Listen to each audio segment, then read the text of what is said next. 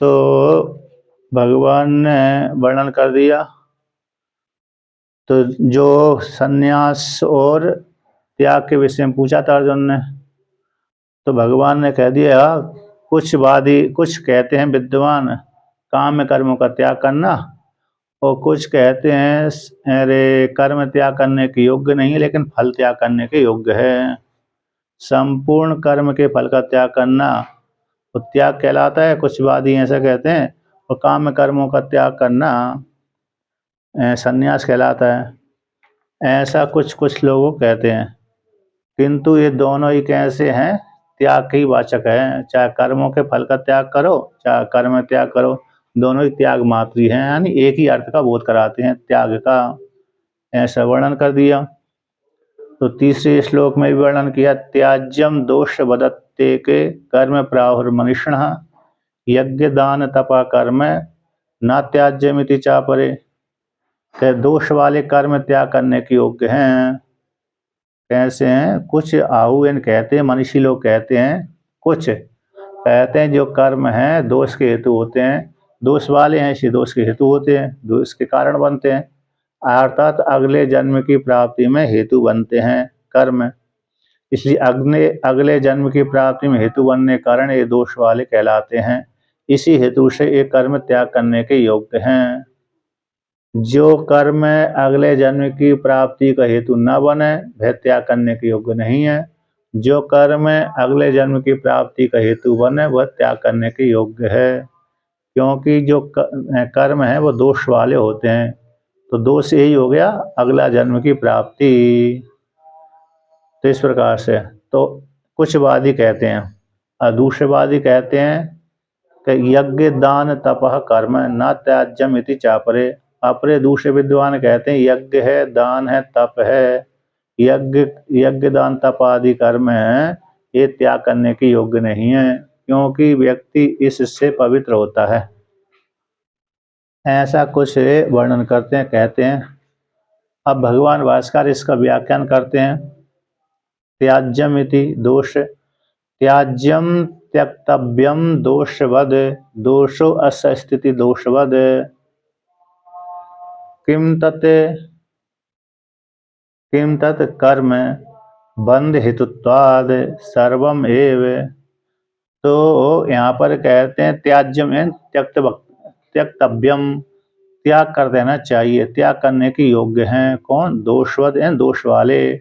दोष है अस्य इसमें, उसको बोलते हैं दोष वाला अमुक व्यक्ति। तो ऐसा दोष वाला जो व्यक्ति है उसको बोलते हैं दोष वाला।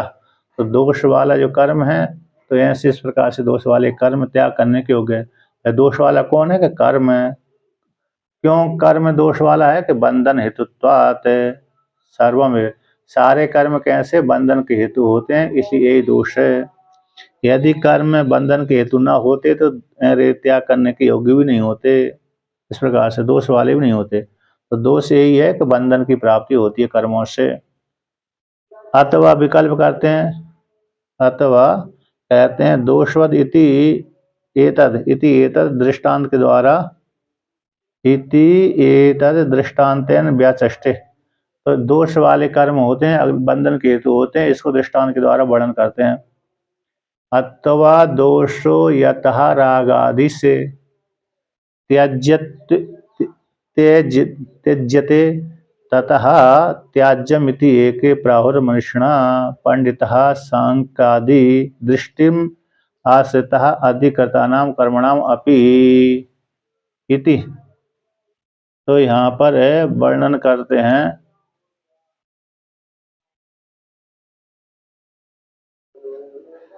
तो क्या करते हैं, अर्थात जो दोष है, तो दोष यथा राग आदि, तो राग आदि जैसे दोष के हेतु बनते हैं, इसे त्याग करने के योग्य।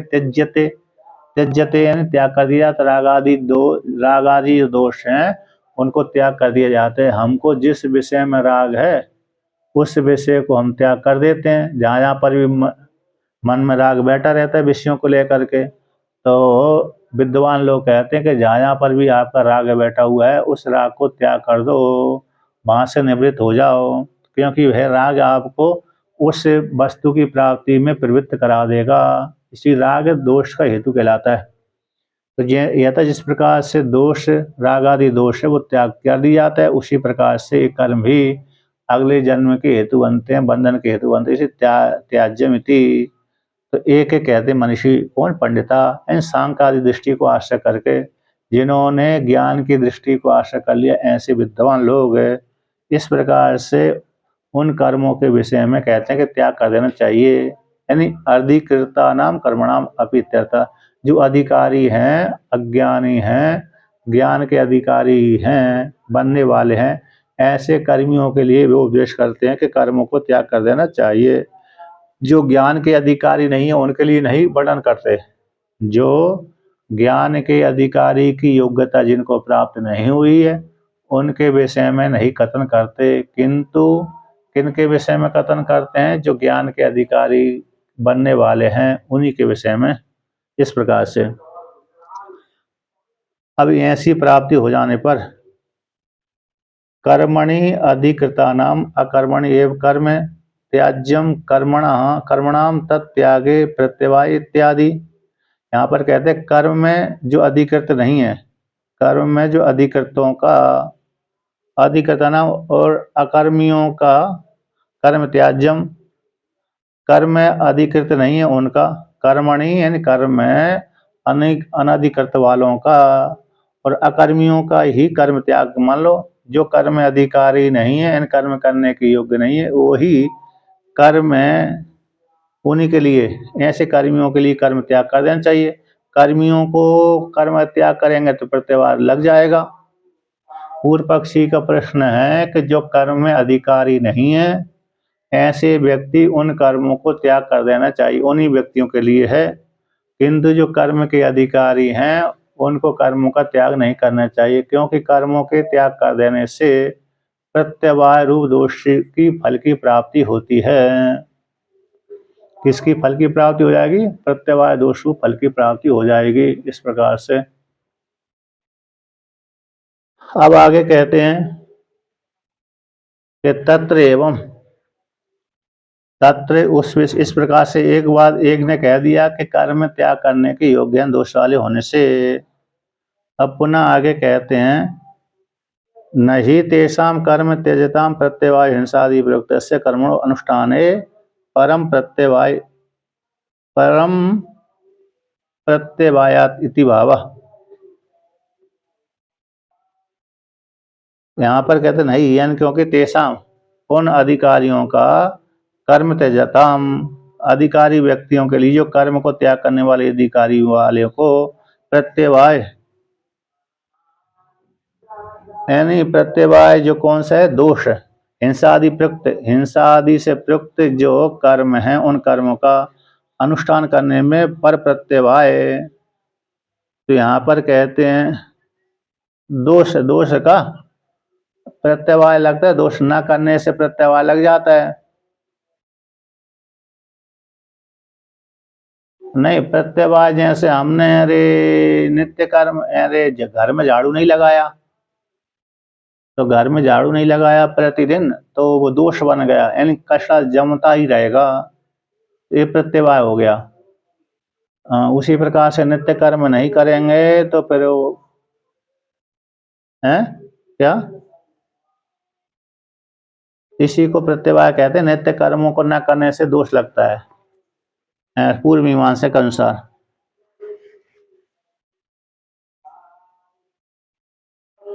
तो यहाँ पर वर्णन करते हैं इतेषा उनका उन अधिकारियों के लिए कर्म को त्याग करने वालों को प्रत्यवाय नहीं लगता, क्योंकि हिंसा आदि से प्रयुक्त है। हिंसा आदि से प्रयुक्त जो कर्म है उनके अनुष्ठान करने पर ही परम प्रत्यवाय पर प्रत्यवाय लगता है। हिंसा आदि कर्म करेंगे तो प्रत्यवाय लगेगा, किंतु कर्मों के त्याग करने से प्रत्यवाय की प्राप्ति नहीं होती। इति इस प्रकार से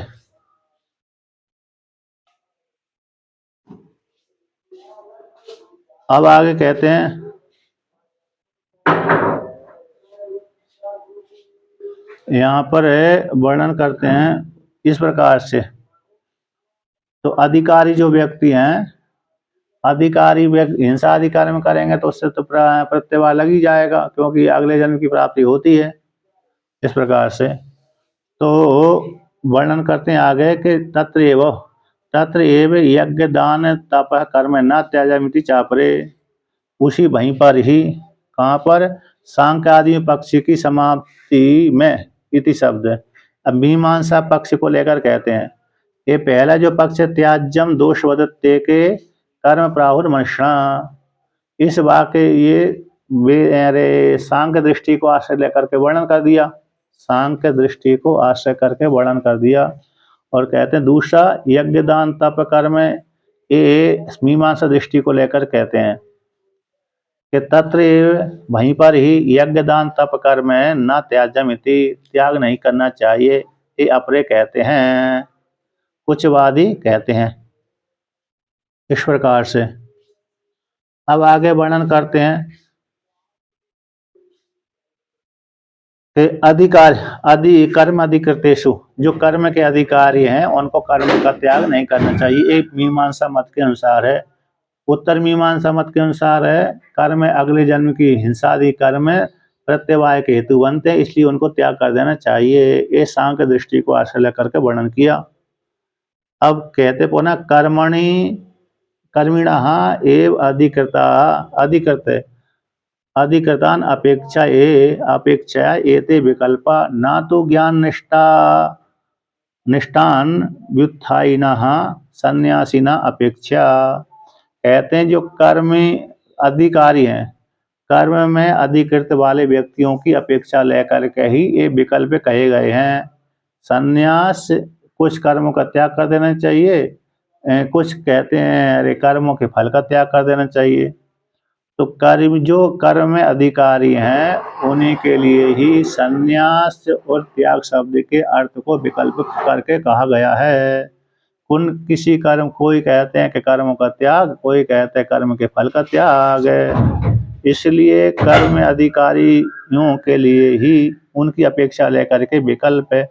ना तो कहते ना तो ज्ञान निष्ठान, ज्ञान में निष्ठा रखने वाले जो वित्थाई हैं, जिन्होंने संसार सागर से ऊपर उठ गए, इनको अब भोगों से इच्छा नहीं है, आत्म तत्व को छोड़ करके किसी दूसरी वस्तु की इच्छा नहीं है, ऐसे जो व्युत्थान वाले हैं, सन्यासी हैं, जो ज्ञान में निष्ठा रखने वाले हैं, इनको वैराग हो गए जगत से, ऐसे सन्यासी को अपेक्षा लेकर के विकल्प नहीं कहा गया कर्मों का त्याग अथवा कर्मों के फल का त्याग। ये विकल्प सन्यासियों के लिए नहीं है, बल्कि कर्म में अधिकृत हैं उन्हीं के लिए विकल्प कहे गए हैं, ऐसे भगवान ने कहा।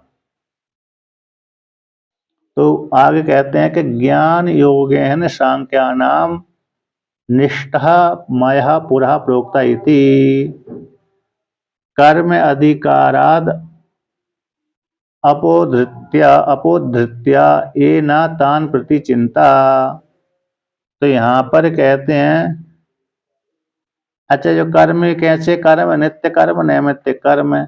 जो कर्म है दो प्रकार के, एक नित्य कर्म होते हैं और नैमित्य कर्म हैं। तो नित्य कर्म नैमित्य कर्म इसको लेकर कहते हैं जो विकल्प आए हैं कर्मियों के लिए, काम कर्मों को आरंभ करके, तो वहां से काम में नाम कर्म इस आरंभ से लेकर के श्लोक 2 के द्वारा कर्मियों को और अकर्मियों को अधिकृत है, जो कर्मी हैं और अकर्मी हैं उनको ऐसे अधिकारी और अनधिकारियों को अपेक्षा को लेकर के यहाँ पर विकल्प की प्रवृत्ति हो जाए।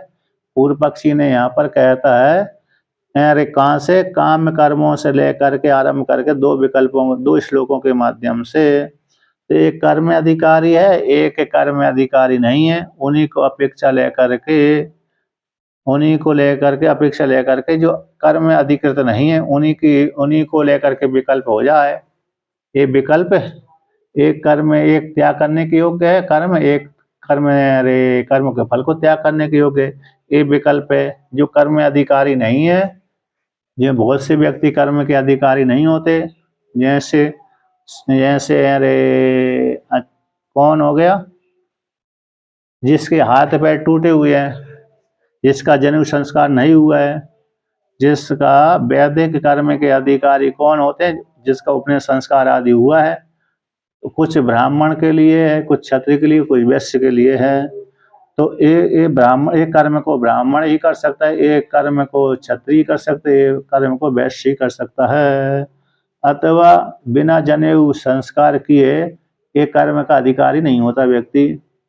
अब उसकी पत्नी उसके साथ रहती है, जो यजमान है, यजमान की पत्नी उसके साथ रहती है। जिसने विवाह आदि नहीं किया तो वो भी उस कर्म का अधिकारी नहीं होता। भजन पूजन का तो सारे अधिकारी होते हैं, भजन के और पूजन के तो सभी अधिकारी होते हैं, ब्राह्मण है, क्षत्रिय है, वैश्य, शूद्र, स्त्री और पुरुष। लेकिन अरे वैदिक कर्म के अधिकारी सीमित होते हैं, जहाँ जिसको अधिकार दिया वह कर्म वही व्यक्ति कर सकता है, दूसरा नहीं कर सकता। तो पूर्व पक्षी ने प्रश्न कर दिया था कि कर्मी जो कर्म के अधिकारी और जो कर्म के अधिकारी नहीं है, तो उनको उनके इन दोनों के मध्य में ही जो कर्म के अधिकारी नहीं है, तो उन्हीं को लेकर के विकल्प हो जाए। कोई कहते हैं कि कर्म को त्याग कर देना चाहिए, कोई कहते हैं कि कर्मों के फल को त्याग कर देना चाहिए।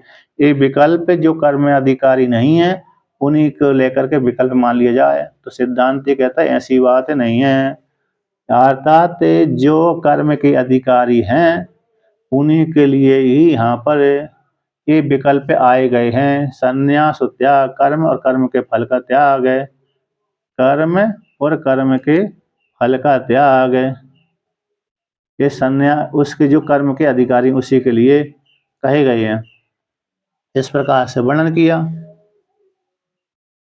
अब आगे कहते हैं तो ज्ञान निष्ठा वाले, कहते हैं ज्ञान निष्ठा वाले जो सन्यासी हैं उन सन्यासी को अपेक्षा को लेकर के ये विकल्प नहीं कहे गए, बल्कि कर्मियों की अपेक्षा को लेकर के ही विकल्प आए हैं।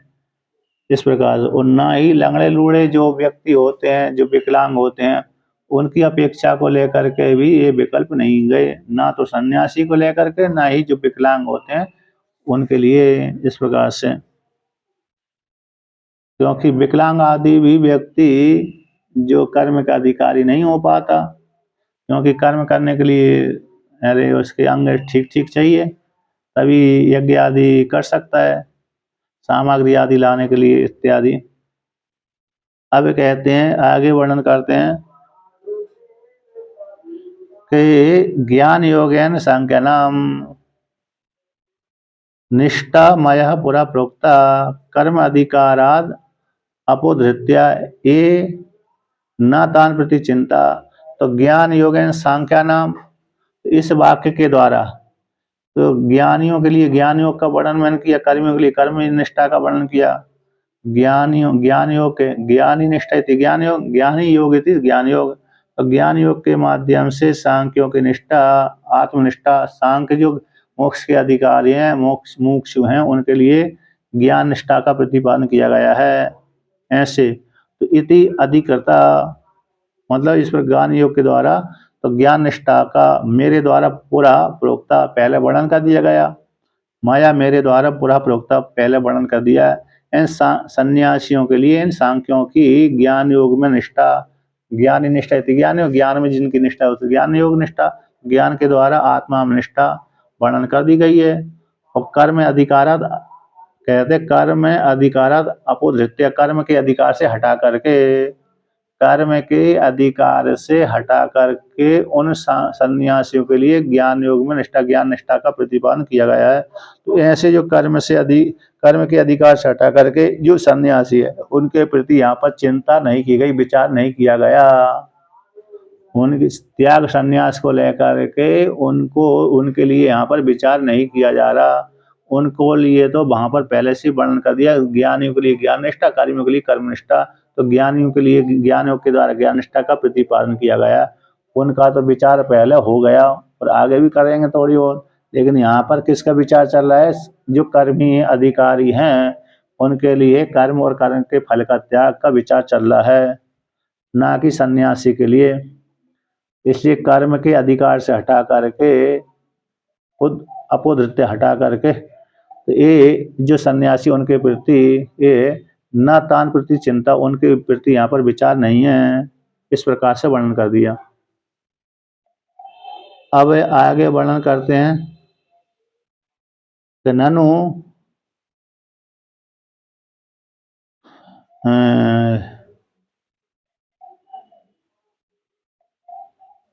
यहाँ पर निष्ठा।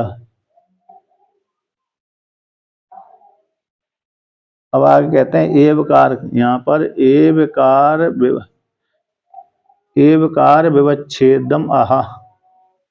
एवकार के विवच्छेद को लेकर के वर्णन करते हैं। एवकार, जैसे एवकार के तीन अर्थ होते हैं, अत्यंत योग विवच्छेद, अन्य योग विवच्छेद, अयोग विवच्छेद। अत्यंत योग विवच्छेद, अन्य योग विवच्छेद, अयोग विवच्छेद। क्रिया के साथ जोड़ने से अत्यंत योग विवच्छेद, विशेष के साथ जुड़ने से अन्य योग विवच्छेद, विशेषण के साथ जुड़ने से अयोग विवच्छेद। यानी एवकार जब क्रिया के साथ जुड़ती है तो अत्यंत योग विवच्छेद कहलाता है। एवकार जब विशेष के साथ जुड़ती है तो अन्य योग विवच्छेद कहलाती है। जब एवकार विशेषण के साथ जुड़ती है तो अयोग विवच्छेद। जैसे पार्थ एव धनुर्धर, पार्थ एव धनुर्धर, तो यहाँ पर पार्थ के साथ एवकार जुड़ा हुआ है, पार्थ ही धनुर्धर है। यदि भी बहुत से धनुर्धर हैं लेकिन इसमें पार्थ ही धनुर्धर है। अन्य दुर्योधन आदि, कर्ण आदि धनुर्धर तो है लेकिन गौण हो जाते हैं वो पार्थ की अपेक्षा। तो अन्य योग विवच्छेद, तो पार्थिव धनुर्धर कह देने से पार्थ को ग्रहण हो गया, कर्ण आदि का वो हटा दिए। कर्ण आदि जो दुर्योधन कर्ण आदि है उनकी निवृत्ति हो गई। अब कहते अत्यंत योग विवच्छेद, अन्य योग विवच्छेद हो गया, अयोग विवच्छेद। नीलम अब्जम भवत्येव, नीलम अब्जम भवत्येव। अच्छा, यहाँ पर नीलम अब्जम भवत्येव, तो यहाँ से नीला कमल, अत्यंत, इस वाक्य में जो नीलम अब्जम भवत्येव, तो भवती एवा, तो यहाँ पर भवती के साथ एव जुड़ा, तो नीला कमल होता ही है, नीला कमल होता ही है, तो अत्यंत विवच्छेद कहलाता है। नीला अब्जम भवत्येव। और अयोग विवच्छेद तो विशेषण के साथ जुड़ जाता है। शंख पांडर एव, शंख पांडर एव, तो यहाँ पर शंख पांडर एव, तो यहाँ पर शंख सफेद होता ही है, शंख सफेद श्वेत होता ही है, तो शंख पांडर एव। तो यहाँ पर जो पांडर के साथ है, पांडु शब्द का अर्थ हो दिया श्वेत, तो पांडर के साथ एव का जोड़ा, शंख पांडर एव, तो पांडर के साथ एव का जोड़ा हुआ है, तो अयोग विवच्छेद हो गया। यानी अन्य सफेद शंख होता है, दूसरा प्रकार का भी मटमेला हो जाता है, तो यदि उससे विवच्छेद कर दिया, यानी जो शंख होता है हमेशा प्रायाकार के श्वेत, भूरा भूरा भी हो जाता है लेकिन प्रायाकार के शंख कैसा होता है, श्वेत ही होता है। किसी ने रंग कर दिया, पेंट कर दिया तो बात अलग है, थोड़ा मट में घिसा ठीक नहीं है तो फिर बात अलग है, लेकिन प्रायाकार के शंख कैसा होता है, श्वेत ही होता है, शंख हमेशा श्वेत ही होता है। तो शंख पांडर एवा, तो विशेषण, पांडर यानी विशेषण हो गया, शंख विशेष हो गया, पांडर उसका विशेषण हो गया, तो शंख पांडर एवा, शंख समेत श्वेत होता ही है, इस प्रकार से। तो यहाँ पर उसी को लेकर के एवकार के विवच्छेद को लेकर के यहाँ पर वर्णन कर रहे हैं। तो तीन एवकार के तीन अर्थ हो गए, अत्यंत योग विवच्छेद, अन्य योग विवच्छेद और अयोग विवच्छेद, ये तीन। तो एवकार निर्धारण करने में आती है, किसमें आती है, निर्धारण करने में।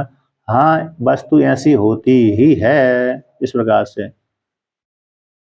अब भगवान आगे प्रश्न करते, ननु कर्म योगेन योगिनाम इति अधिकृतः पूर्वं विभक्त निष्ठा अपि यह सर्वशास्त्र उपसंहार प्रकरणे यथा विचार्यन्ते ततः सांख्यापि ज्ञानिष्ठः विचार्यन्ताम इति।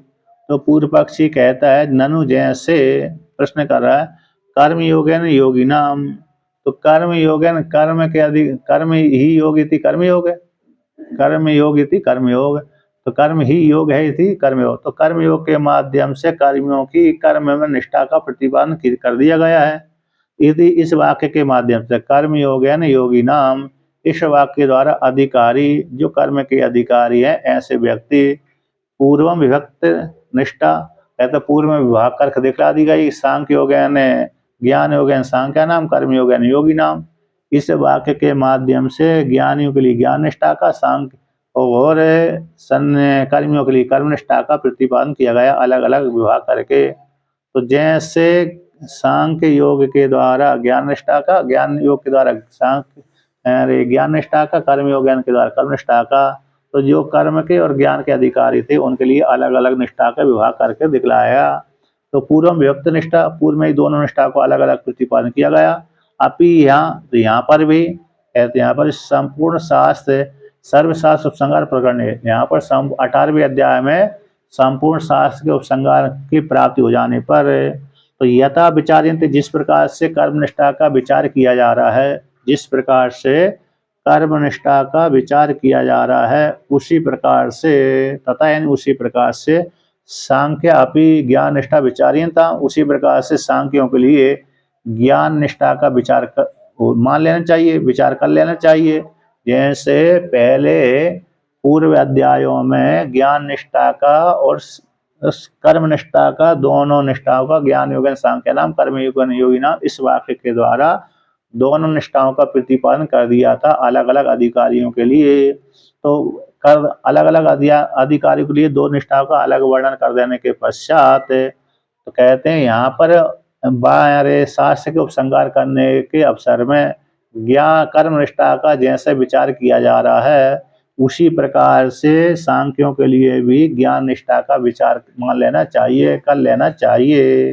विचार्यता स्वीकार कर लेना चाहिए कि ज्ञान निष्ठा का भी यहाँ पर विचार किया जा रहा है, ऐसे स्वीकार कर लेना चाहिए। तो ऐसी प्राप्ति हो जाने पर, ऐसी प्राप्ति हो जाने पर कहते हैं ना, ऐसी बात नहीं है। कर्म में अधिकृत वालों के लिए ज्ञान निष्ठा से विवाह करके पूर्व में जो कही गई है निष्ठाओं का शास्त्र उपसंहार में पुनर्विचारिता, विचारित्व के समान, जैसे पुनः कर्म निष्ठा का विचार किया जा रहा है उसी प्रकार ज्ञान निष्ठा वालों ज्ञानियों के लिए ज्ञान निष्ठा का विचार मान लेना चाहिए। इस प्रकार से पूर्व पक्षी कहना है कि सिद्धांत कह रहा है जैसे कर्मियों के लिए विभाग, कर्म और ज्ञानियों के लिए दो निष्ठा का अलग अलग प्रतिपादन करने के पश्चात भी कर्म निष्ठा का यहाँ पर विचार किया जा रहा है, उसी प्रकार से ज्ञान निष्ठा का ही विचार कर लेना चाहिए। इसी कोई दो रो नहीं आएगा वाक्यों में। ऐसी प्राप्ति हो जाने पर कहते ना, ऐसे सिद्धांत कहता है, खंडन कर रहा है, ऐसी बात नहीं है। तेषाम मोह क्लेश दुख निमित्त त्याग अनुपत्ति, कहते तेषाम ज्ञान निष्ठा नाम सांख्या नाम, तो ज्ञान में निष्ठा रखने वाली सांख्य हैं, सन्यासी हैं, उन सन्यासियों का मोह है क्लेश दुख के निमित्त त्याग अनुपत्ति, मोह को लेकर, अज्ञानता को लेकर के, दुख को लेकर के, मोह रूप निमित्त को लेकर के, दुख रूप निमित्त को लेकर के उन कर्मों के त्याग की उत्पत्ति उन सन्यासियों में उत्पन्न होती ही नहीं है। सन्यासी कर्मों का त्याग करते नहीं है, क्योंकि सन्यासी जो ज्ञान के अधिकारी हैं वो तो अपने में कर्तापन का भाव रखते ही नहीं है। जब कर्तापन का भाव ही नहीं है तो फिर कैसे उनमें त्याग की प्राप्ति होगी। जिसके पास में धन है ही नहीं है तो वो त्याग कहाँ से करेगा। त्याग तो वही कर सकता है जिसके पास में धन होए। अब सन्यासियों के पास में तो पहले से ही धन नहीं है। जैसे जो भिक्षुक सन्यासी है, भीख मांगता है, उसके पास में धन है ही नहीं है तो त्याग कहाँ से करेगा, है ना। त्याग तो उसी के पास में हो सकते जिसने धन संपत्ति इकट्ठी करी अथवा कमाया है, तो वही त्याग कर सकता है, अन्यथा त्याग नहीं कर सकता, त्याग की उत्पत्ति नहीं हो सकती। इस प्रकार से जान लेना चाहिए। उसी प्रकार से तो कर्मियों में ही त्याग की उत्पत्ति हो सकती है, क्योंकि कर्मी अपने को कर्तापन से युक्त करते हैं। कर्मी अपने को कर्ता मानते हैं, मैं कर्म करने वाला हूँ, मैं भोगने वाला हूँ। मैं कर्म करने वाला हूँ, मैं भोगने वाला हूँ, इसलिए कर्मियों में ही त्याग की उत्पत्ति होती है, सन्यासियों में नहीं, क्योंकि उनमें उनके मन में अहंकार उत्पन्न होता ही नहीं है। सन्यासियों में मैं करता हूँ, मैं भोगता हूँ, ये कर्म का अहंकार ही नहीं है। भली कर्म करते हैं, भली कर्म करते हैं, लेकिन कर्म का अहंकार न होने से, उनमें कर्तापन के भाव न होने से उनमें त्याग की उत्पत्ति होती नहीं है। ये त्याग शब्द उत्पन्न होता ही नहीं है, इसलिए मोह आदि से वो कर्मों का त्यागते नहीं है। तो यहाँ पर इसी ज्ञान निष्ठा वाले हैं ऐसे सन्यासी, मोह दुख निमित्त से त्याग की उत्पत्ति उनमें नहीं होती। और कहते क्यों, उसमें में कहते कहते ना,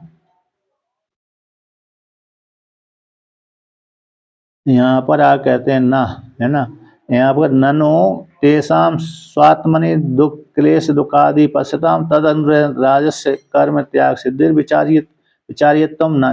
पूर्व पक्षी यहाँ पर प्रश्न कर रहा है कि सन्यासियों में भी तो सन्यासी भी तो अपनी आत्मा में क्लेश दुख आदि को देखते हैं। जो विद्वान हो गया, जिसको ब्रह्म ज्ञान हो गया, उसके शरीर में भी तो भाई अरे कष्ट देखा जाता है।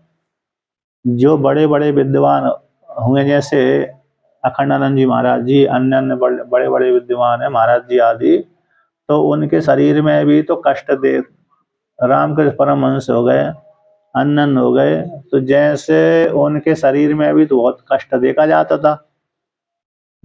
था ना इधर। हाँ, तो जैसे हाँ, प्रेमानंद जी महाराज हो गए, तो जैसे जैसे यहाँ पर अरे विद्वान है, यहाँ पर वेदांती लेना है, वेदांती है ना, जो वेदांत वाले हैं, तो जो वेदांत वाले जो सन्यासी हैं, तो ऐसे जो सन्यासी जो जिनको आत्म तत्व की प्राप्ति हो गई, आत्म तत्व की प्राप्ति जिनको हो चुकी है, ऐसे जो सन्यासी हैं, तो ऐसे सन्यासियों के भी शरीर में अभी तो कष्ट देखा जाता है। अपने शरीर में कष्ट, वो शरीर में कष्ट दूसरे के द्वारा देखा जाता है, स्वयं के द्वारा वो नहीं देखते। मेरे शरीर में कष्ट हो रहा है, ये स्वयं नहीं जानते वो लोग। जो सन्यासी हैं, विद्वान हैं, ब्रह्मवेत्ता हैं, वो मेरे शरीर में कष्ट हो रहा है ये स्वयं नहीं जानते। लेकिन कौन जानते हैं, उनके भक्तगण जानते हैं कि देखो देखो, बड़े बड़े महात्मा भी दुखी होते हुए दिखते हैं, बड़ी पीड़ा, बड़े कष्ट से युक्त रहते हैं। कभी किसी को कोई बीमारी लगी हुई है, कभी किसी को कुछ कोई बीमारी लगी हुई है। तो जैसे वो भी अपने, जैसे विद्वानों के शरीर में भी, ज्ञान निष्ठा वाले सन्यासी के शरीर में भी क्लेश आदि देखे जाते हैं, इसलिए क्लेश आदि उसी के अनुरूप से वो राजस्व वाले कर्म उनमें त्याग की उत्पत्ति हो जाए, राजस्व कर्म के त्याग की सिद्धि उनमें हो जाए, ऐसी प्राप्ति हो जाने पर कहते हैं ना, ऐसी बात नहीं है। न काय क्लेश निमित्तानि दुखानि सांख्या आत्मनि पश्यन्ति इच्छादीनाम क्षेत्र धर्मत्वेन दर्शितत्वात्। कहते हैं कि जैसे काय क्लेश आदि निमित्त शरीर को लेकर के दुख, क्लेश आदि को लेकर, क्लेश शरीर आदि को लेकर के किसी, जैसे आपस में जहाँ पर विद्वान रहते हैं, तो विद्वान के सहारे में बहुत से व्यक्ति तो रहते ही हैं। विद्वान के पास में कितने रहते हैं, बहुत से व्यक्ति रहते हैं। गृहस्थ विद्वान है तो उसके पास में उनके पुत्र पुत्रियां आदि रहते हैं, है ना, पुत्र है, पुत्रियां हैं। और जो विरक्त वाला है, रे विद्वान है, सन्यासी है, तो उसके पास में बहुत से शिष्य रहते हैं। अब जहाँ पर बहुत से रहेंगे, जहाँ पर बहुत बर्तन रहते हैं, वहाँ पर वो खड़कते ही है, खड़कते कि नहीं है, एक दूसरे से बजी जाते हैं। बहुत संभाल करके सावधानी पूर्वक रखे जाएं, तब भी कभी ना कभी तो खटपट हो ही जाती है, एक दूसरे से टकराई जाते हैं बर्तन, तो आवाज आ ही जाती है। उसी प्रकार से जहाँ पर 2 5 10 जने रहते हैं, तो बीच बीच में कभी कभी झगड़ा तो हो ही जाता है। उसी झगड़ा को देख करके अरे दुख हो जाए, क्लेश हो जाए, है ना, हो जाते हैं लोगों को, शाम घरों में हो ही जाते हैं। ग्रस्त व्रक्त दोनों जगह, दोनों आश्रमों में क्लेश हो जाते हैं, एक दूसरे को झगड़े को देख करके किसी को पक्ष ले लिया जाता है, किसी से द्वेष कर लिया जाता है, ये ठीक नहीं कर रहा है, ये ठीक कर रहा है, तो विरोधाभास हो जाता है।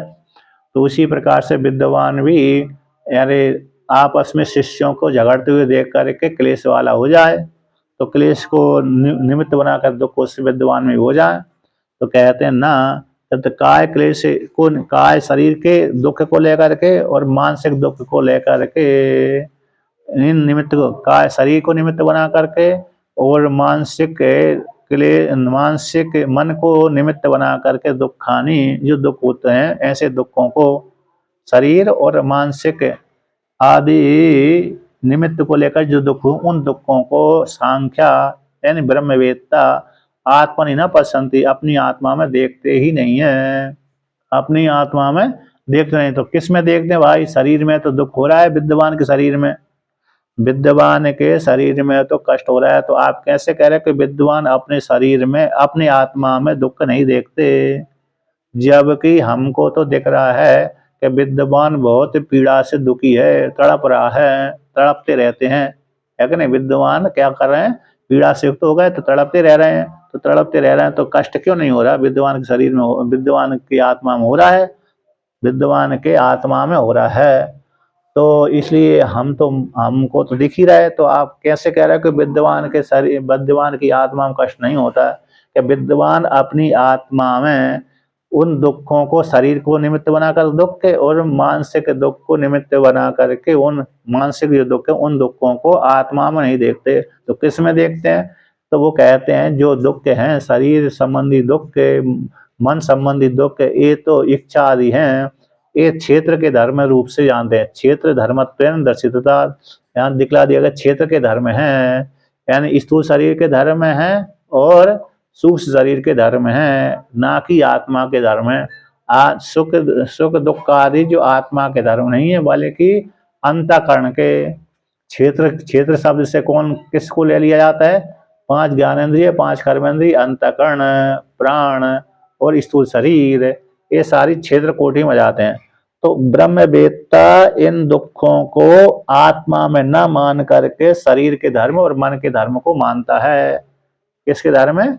शरीर के धर्म और मन के धर्म है, ना कि आत्मा के।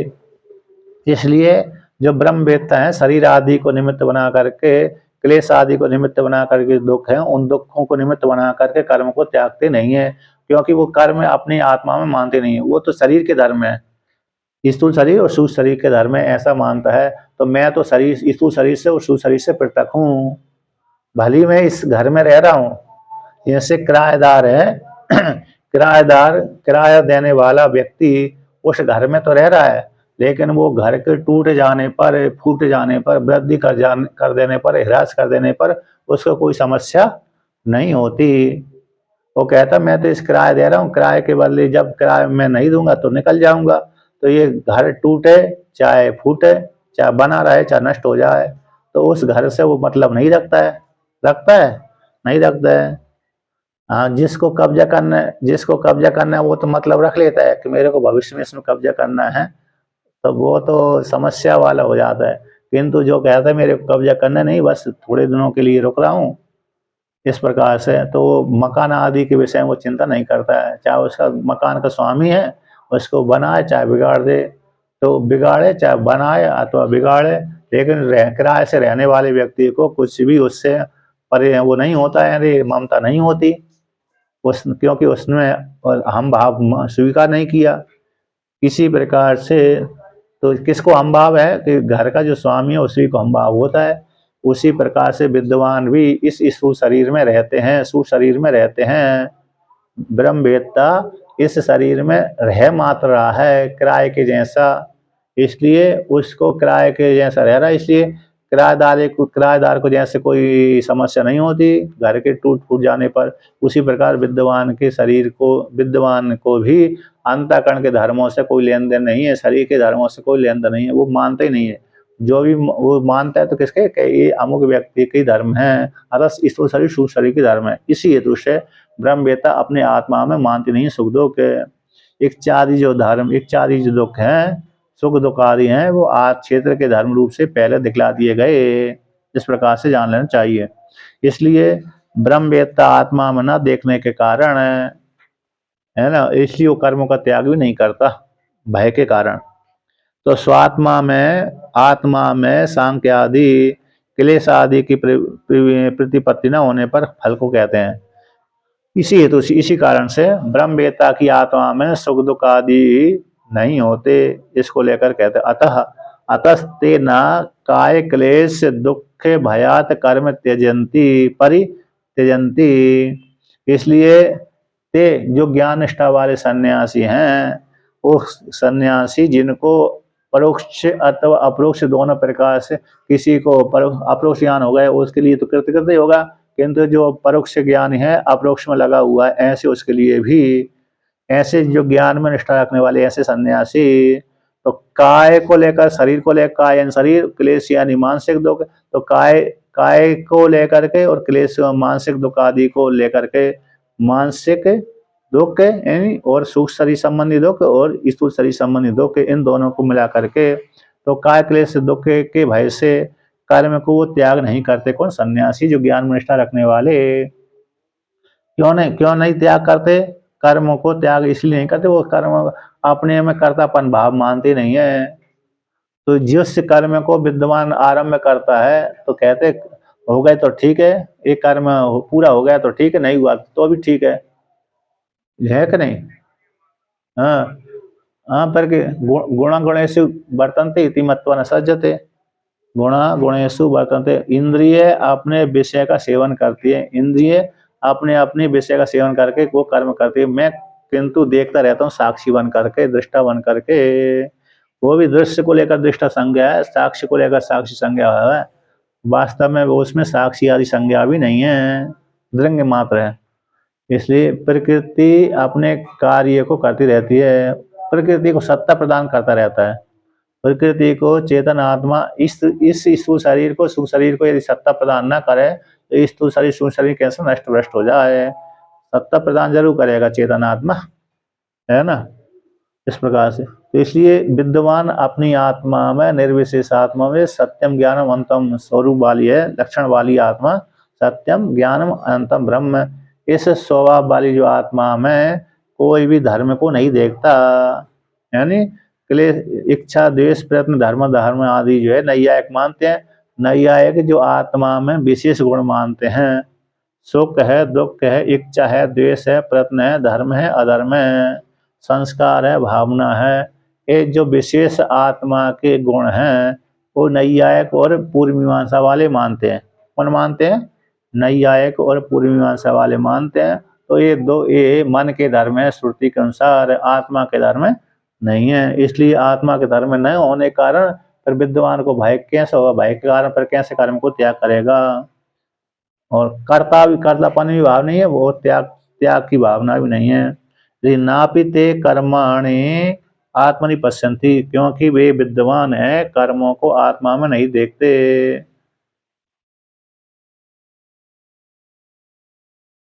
पूर्व पक्षी कहता है कि भली ठीक है, क्लेश आदि के आत्मा में क्लेश आदि के दर्शन न होने पर भी अपनी आत्मा में कर्म को जान लें। अपनी आत्मा में कर्म को जानने के पश्चात तो क्लेश आदि, काय क्लेश आदि के भय से फिर कर्म का त्याग कर दें। नापीते विद्वान कर्मों को आत्मा में देखते हैं, विद्वान कर्मों को आत्मा में देखते ही नहीं है, फिर कैसे काय क्लेश आदि के भय से कर्म को त्याग करेंगे? अपनी आत्मा में ना तो सुख दुख को देखते हैं, ना कर्मों को देखते हैं। तो सुख दुख दोनों को नहीं, इच्छा आदि को नहीं देखते, और आत्मा में कर्म भी नहीं देखते, जिसके कारण से भय उत्पन्न हो। तो जब भय उत्पन्न नहीं हो रहा है, इसलिए भय के उत्पन्न न होने के कारण फिर वो त्यागते नहीं है, कर्म को त्यागते नहीं है। इस प्रकार से वर्णन किया। अब आगे कहते हैं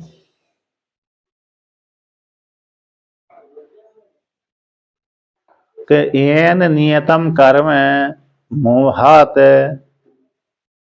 परित्यज्येहु गुणानां कर्म नैव किंचित करोमीति ही करोमि इति ही ते संन्यस्यन्ति। जिसके कारण आत्मा में, अपनी आत्मा में वो कर्म को देखती नहीं है, ऐसे जो विद्वान जिससे नियत कर्म को मोह से वो त्याग करें, यदि वो आत्मा में मेरे कर्मों को देखते तो जिसके कारण से वो कर्मों को त्याग करते मोह के कारण, किंतु वह नियत कर्मों को मोह से परित्याग करते ही नहीं है, क्योंकि आत्मा में वो नियत कर्म देखते ही नहीं है। नियत कर्मों को मोह से परित्यज्य तभी त्याग करेंगे जब आत्मा में कर्म को देखेंगे। जब आत्मा में कर्म को देखते नहीं है तो मोह से कैसे, मोह के कारण नियत कर्मों को कैसे त्याग करेंगे।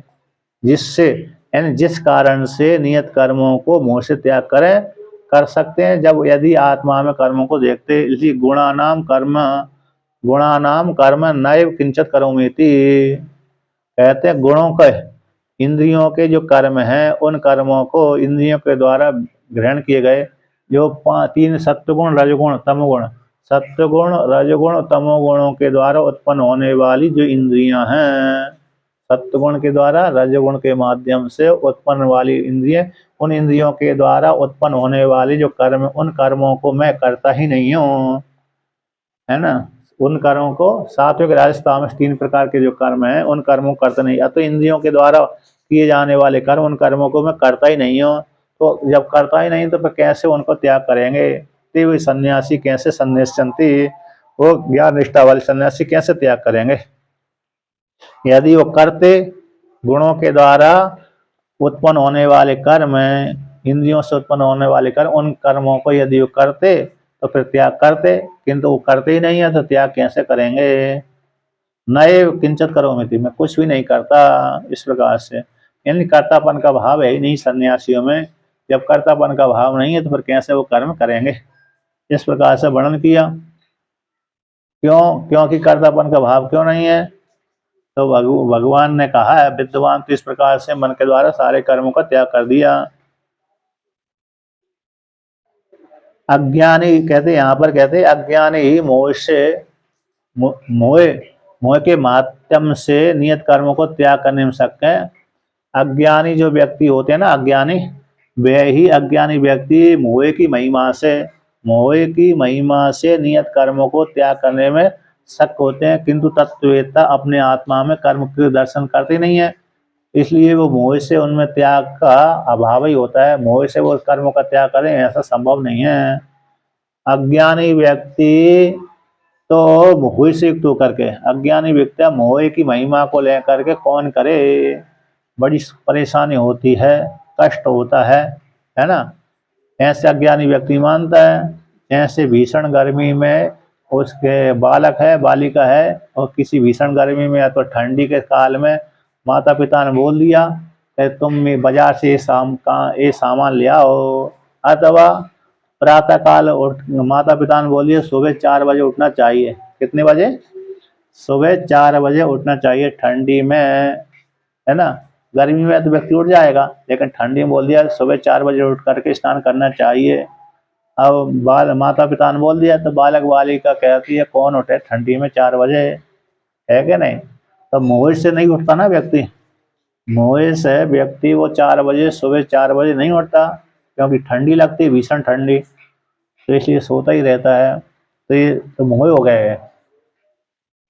इसी प्रकार से ऐसे विद्वान अज्ञानी व्यक्ति में तो मोह के कारण वो कर्मों का त्याग कर देता है। उसी प्रकार से विद्वान भी कर दे कि विद्वान अपने मानते ही नहीं, तो मोह से कर्मों का त्याग कैसे करेगा। इस प्रकार से अब उसी को और आगे वर्णन करते हैं कि विद्वान ने तो मन के द्वारा सारे कर्मों का त्याग पहले से वर्णन कर दिया कि सर्व कर्माणि मनसा संन्यस्य इत्यादि भेर ही तत्वविदः संन्यास प्रकार उक्ता, तस्माद् ये अन्ये अधिकृतः कर्मणि अनात्मविदो येषां च मोहात्यागः संभवति काय क्लेश भया च ते एव तामसास् त्यागिनो राजसास्यति निन्द्यन्ते कर्मिणाम् अनात्मज्ञानाम् सर्व कर्म फल त्याग स्तुति अर्थम। कहते हैं विद्वान तो कहते हैं सर्व कर्माणि, जितने भी कर्म थे, शारीरिक वाचिक और मानसिक, शारीरिक वाचिक और मानसिक जो तीनों प्रकार के जो कर्म होते हैं, उन कर्मों को कहते विद्वान ने तो कर्म मनसा संन्यास्य, मन के द्वारा ही त्याग कर दिया। जैसे सर्वकर्माणि मनसा संन्यास्य, इस वाक्य के ऊपर विचार आया था बहुत, ठीक है ना। इस वाक्य के ऊपर कैसे विचार आया, बहुत विचार आया था कि विद्वान अज्ञानी कहता है कि अरे स्थूल वाले कर्मों को त्याग कर दे, कहते वाचिक कर्मों को त्याग कर दे, कहते मन के द्वारा मन के कर्मों को त्याग कर दे। तो एक एक स्थूल वाले कर्म के ऊपर भी विचार आया, इस अरे सूक्ष्म जो दूसरे वाचिक वाले कर्मों के ऊपर विचार, और मानसिक वाले कर्मों के ऊपर विचार आया। तो विद्वान ने तीनों प्रकार के कर्मों को त्याग कर दिया, शारीरिक वाचिक और मानसिक। तो सारे कर्मों को मन के द्वारा त्याग करके इस वाक्य के द्वारा, इत्यादि वाक्यों के द्वारा तत्ववेत्ता का संन्यास प्रकार उक्ता, संन्यास का प्रकार, त्याग के प्रकार को पहले वर्णन कर दिया गया था। संन्यास के प्रकार त्याग का वर्णन पहले कर दिया गया है। तस्मात, इसी हेतु से जो अन्य अधिकारी, जो कर्म के अधिकारी हैं, जो कौन से कर्म के अधिकारी कौन है, अनात्मवेत्ता है। अनात्मवेत्ता जो कर्म के अधिकार है, ऐसा अनात्मवेत्ताओं के लिए ही, अनात्मज्ञों के लिए कर्म के फल कहते हैं मोह से ही, ऐसे अनात्मवेत्ताओं के लिए ही मोह से त्याग संभव हो सकता है। जो अज्ञानी है, अपने को कर्मी मानते हैं, उन्हीं में ही मोह उत्पन्न हो जाता है, उन्हीं को ही मोह से कर्मों के त्याग संभव होता है। और काय क्लेश भय से, शरीर के दुख कष्टों से, शारीरिक मानसिक वाचिक तीन प्रकार के कष्टों के भय से, उनमें मोह को लेकर के, अज्ञानता को लेकर के कर्म का त्याग का संभव हो जाता है। इसलिए ते वे ही अज्ञानी ही तामस और राजस, ये जो कर्मी होते हैं, तामस कर्मी और राजस कर्मी, ये त्याग उनमें ही संभव हो जाता है, वही त्यागी कहलाते हैं, वही मोह के कारण त्याग कहलाते हैं। राजस रजोगुणी वाले और तमोगुणी वाले ये कैसे त्यागी कहलाते हैं, तो उन्हीं जो रजोगुण वाले तमोगुण वाले जो त्यागी हैं, उन्हीं की यहाँ पर निंदा की जाती है, ऐसे कर्मियों की, अनात्मज्ञों की। अनात्मज्ञ जो त्यागी हैं, अनात्मज्ञ कर्मी हैं, उन्हीं की यहाँ पर निंदा की जाती है। कर्म फल स्तुति, कर्म फल त्याग स्तुति के लिए, कर्मों के फल के त्याग की स्तुति के लिए ही यहाँ पर उनकी निंदा की जाती है। आकर यहाँ पर जो प्रसंग आया, कर्म, कोई कहता है कर्मों को त्याग कर देना चाहिए, कोई कहता है फल का त्याग कर देना चाहिए।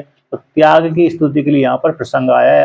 अज्ञानी को लेकर के, अज्ञानियों को लेकर के ही त्याग का वर्णन आता है, ज्ञानी के लिए त्याग का वर्णन नहीं आता, क्योंकि उसने तो पहले से ही त्याग कर दिया है, ठीक है ना। तो यहाँ पर कर्मों के फल के त्याग की स्तुति के लिए प्रकरण है। इसके लिए अज्ञानी के लिए, जो रजोगुण वाले हैं, तमोगुण वाले हैं, इस पर उनकी निंदा करके, उनकी निंदा क्यों की जा रही है, त्याग की महिमा क्यों की जा रही है कि जो व्यक्ति रजोगुण तमोगुण वाली है, वो त्याग कर देने से इन सत्व गुण में प्रवृत्त हो जाए, और सत्व गुण के माध्यम से फिर फल की कामना से रहित होकर के और चिंतन करे, तो चिंतन करने से ज्ञान का अधिकारी बन जाएगा। क्या बन जाएगा, ज्ञान का अधिकारी बन जाएगा। तो ज्ञान का अधिकारी बनते ही फिर आत्म तत्व को प्राप्त कर लेगा। इस प्रकार से यहाँ पर त्याग की महिमा, कर्म फल के त्याग की महिमा का वर्णन किया गया, और सन्यासियों की निंदा। एक जब सन्यासी, मतलब सन्यासियों की प्रशंसा है, अज्ञानियों की निंदा है। सन्यास की प्रशंसा और अज्ञानियों की निंदा, तमोगुण वाली रजोगुण वाले की निंदा और सत्वगुण वाले की प्रशंसा। इस प्रकार से तो त्याग की महिमा का वर्णन कर दिया। तो त्याग इस प्रकार से, कोई कर्म का त्याग, कोई कर्म के फल का त्याग। तो कर्मों के फल का त्याग कर देने से व्यक्ति का अंतःकरण शुद्धि हो जाती है। अंतःकरण की शुद्धि हो जाने से फिर ज्ञान की योग्यता आ जाती है। ज्ञान की योग्यता से फिर व्यक्ति अपने आप को जान लेता, मैं कौन हूँ, इस प्रकार से। लेकिन कर्म को त्याग नहीं करना चाहिए, आगे भगवान वर्णन करेंगे। तो कर्म कैसे व्यक्ति को पवित्र करने वाले हैं, लेकिन कर्मों के फल को त्याग कर देना चाहिए, ठीक है ना। इस प्रकार से वर्णन किया। अब आगे का पाठ फिर